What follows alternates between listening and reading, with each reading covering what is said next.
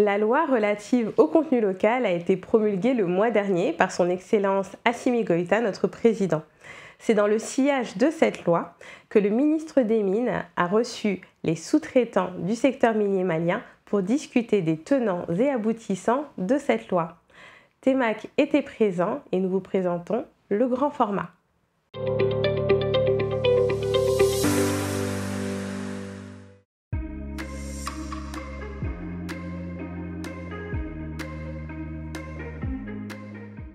Et 5 intervenants comme ça, c'est de voir qui peuvent intervenir au nom de quel groupe, 5, et on va faire appel au ministre. Nous avons souhaité vous rencontrer aujourd'hui pour faire connaissance. Vous imaginez bien que ce n'est pas en 2 heures de temps que l'on pourrait traiter de cette importante loi relative au contenu local. L'adoption du nouveau code minier et de la loi sur le contenu local découle de la ferme volonté du président de la transition, le président Assimi Goïta, qui a souhaité justement que le secteur minier puisse être véritablement intégré à l'économie nationale. Et donc c'est dans cette optique justement que ces 2 lois ont été adoptées.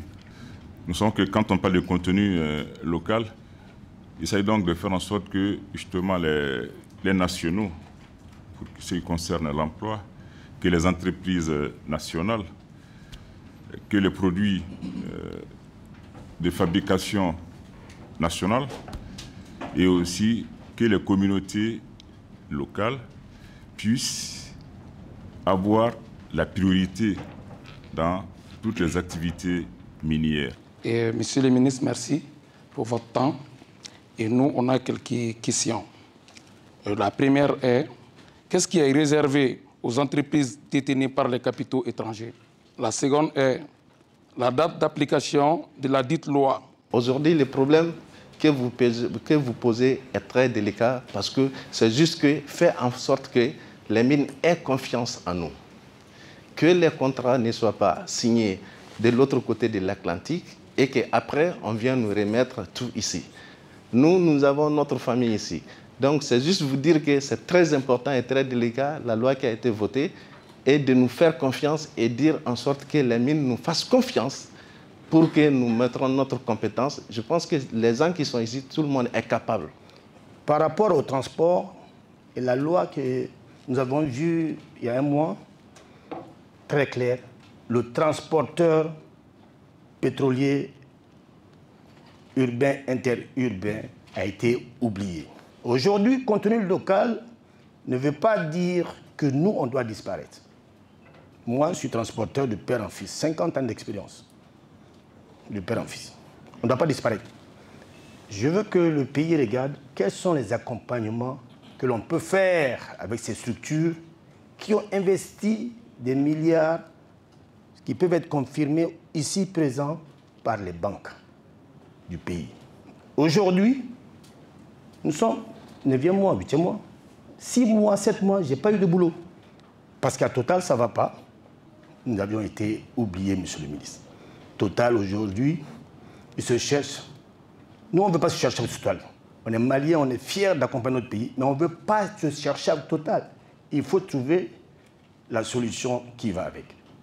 C'est une très bonne chose qu'on donne le contrat de sécurité locale, qui est une très bonne chose, mais l'une des difficultés que nous avons aujourd'hui, c'est le paiement des travaux exécutés. Vous avez un contrat, tout le monde sait que vous avez le contrat, mais après que vous ayez exécuté les travaux, maintenant, on a vraiment du mal à triper. Aujourd'hui, nous sommes à Mourla, beaucoup de gens le savent, on a beaucoup de difficultés, mais vu qu'aujourd'hui, Mourla, GTF a lu sur la 200 à 300 personnes qui sont employées là-bas, la société mère de Mourla a à peu près 2000 et quelques sortes. Donc nous, quand même, on n'a pas voulu arrêter les opérations parce qu'on sait que ce sont nos frères qui sont là-bas. On continue à supporter la mine, à ce que la mine tourne. Mais à vrai d'aujourd'hui, on a des difficultés pour les paiements aussi. En tout cas, c'est un contexte, si vous pouvez aussi voir ça, pour pouvoir aider les sociétés locales, une fois qu'ils ont le contrat, puissent être payés pour les travaux exécutés. Donc je vous remercie. Aujourd'hui, je me vois capable de gérer beaucoup de genres de contrats, mais je me vois souvent ne pas être informé des appels d'offres, ce que je ne trouve pas normal. Je souhaiterais, avec la venue du contenu local dans le secteur minier, être consulté dans les appels d'offres. En fait, ce que le patronat constate, il y a un cadre de concertation dans le Code 2019. Ce cadre, je crois qu'il faut l'élargir. Ça va permettre d'aller un peu plus vite. Et deuxièmement, nous voudrons que le décret, l'application, qu'il faut aller vite aussi pour ça, pour que les gens puissent s'en accaparer et puis faire le travail. Parce que sans décret d'application, il est difficile d'appliquer le contenu local. Vous allez le constater aujourd'hui que la salle est très remplie, mais aujourd'hui, il n'y a pas de base de données au Mali qui existe, qui recense les fournisseurs. Tout le monde se dit fournisseur. Quels sont les critères?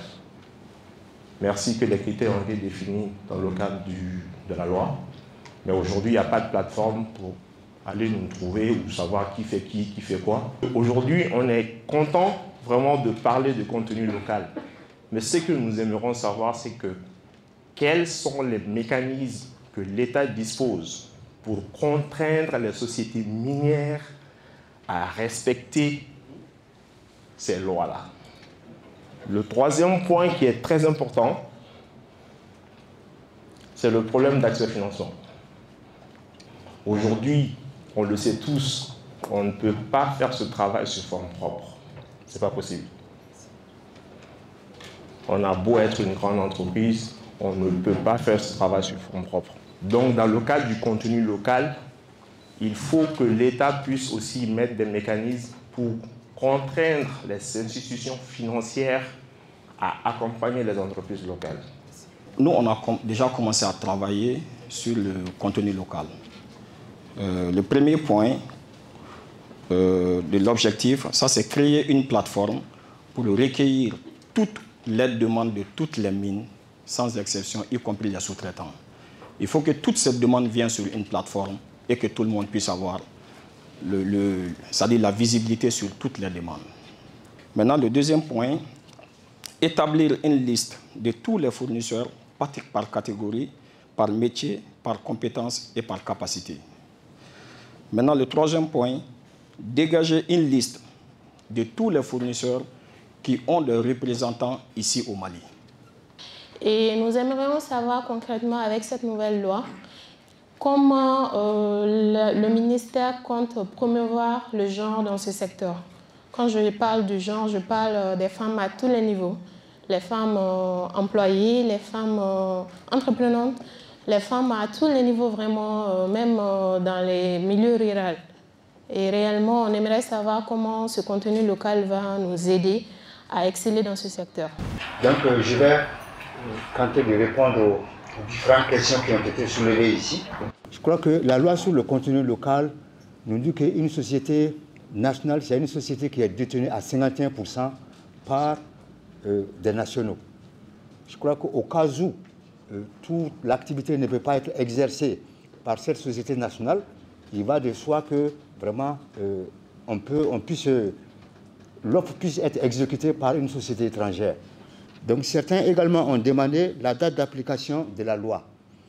Donc cette loi a été promulguée le 29 août 2023.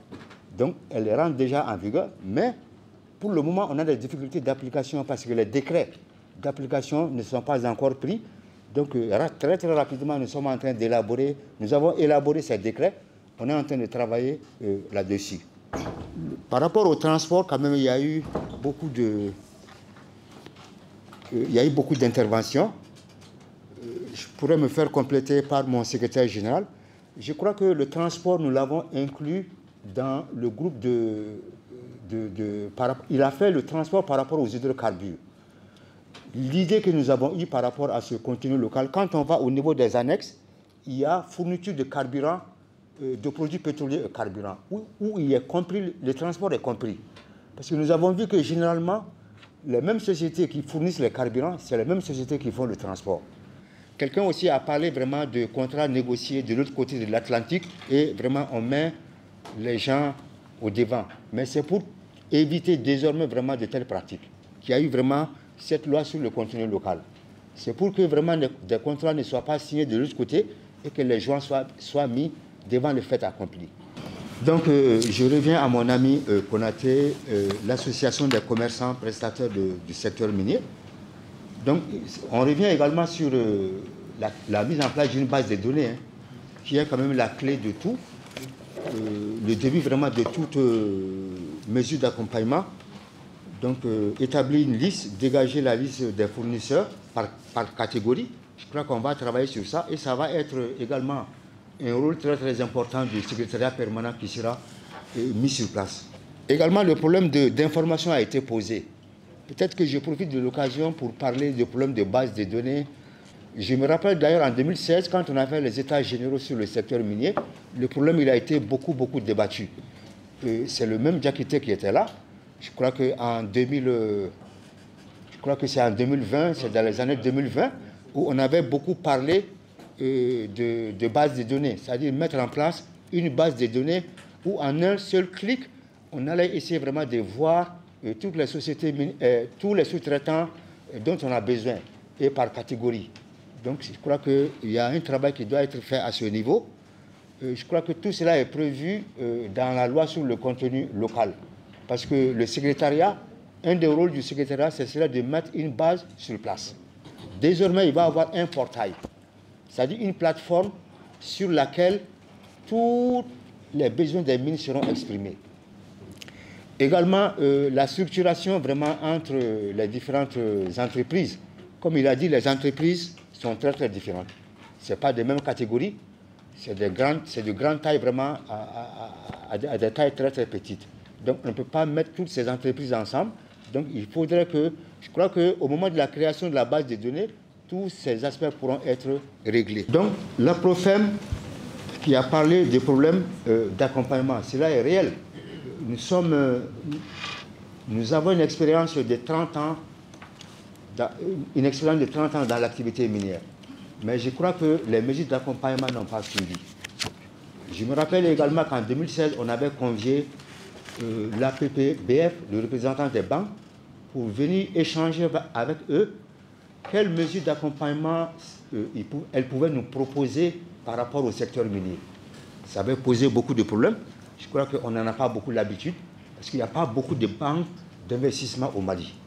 Je crois qu'avec cette loi, je crois qu'on doit changer vraiment la pratique, la donne à ce niveau. Comme il a dit, il peut y avoir des gros contrats et on peut avoir besoin vraiment de financement. Et ça ne peut être qu'à travers les banques.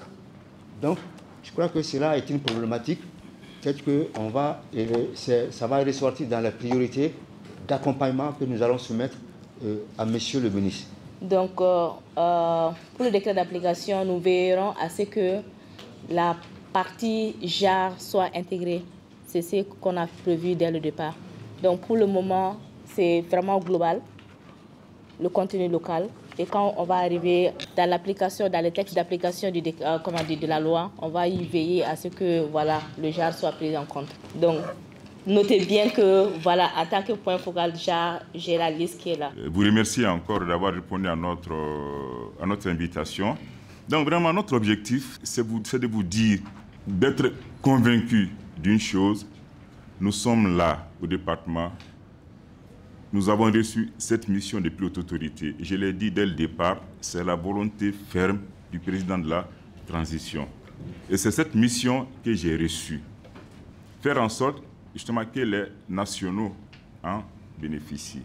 Donc, c'est vous dire que nous sommes là pour vous accompagner. Il y a une parole qui est devenue triviale aujourd'hui, tellement elle est répétée, peut-être même galvaudée. Mais je ne peux pas m'empêcher de la répéter. Faisons en sorte que l'or brille pour les Maliens. Merci beaucoup.